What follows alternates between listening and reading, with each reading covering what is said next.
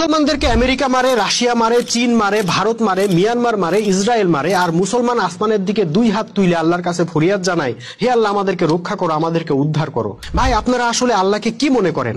আপনারা আসমানে হাত উঠায় কান্নাকাটি করবেন আর আল্লাহ আপনাদের কান্নাকাটি দেখে কনভিন্স হয়ে আপনাদেরকে উদ্ধার করার জন্য আকাশ থেকে ফেরেশতা বাহিনী পাঠাই দিবেন, তাই না? কখনো না। আপনারা ঐক্যবদ্ধ হবেন না, কোরআনের বিধান মানবেন না, মাথার টুপির সাইজ নিয়ে মারামারি করবেন, আরবি উচ্চারণ নিয়ে গুতাগুতি করবেন, অপ্রয়োজনীয় বিষয় নিয়ে তর্ক বাহাস করবেন, আর তার ফলে নিজেরা টুকরা টুকরা হয়ে শত্রুর খাবারে পরিণত হবেন। তারপর মায়ের থেকে বাঁচতে আল্লাহকে বলবেন আল্লাহ আমাদেরকে উদ্ধার করো। আচ্ছা, আল্লাহ আপনাদেরকে উদ্ধার করবেন কি জন্য? যাতে আপনারা আবার নিজেরা মারামারি শুরু করতে পারেন।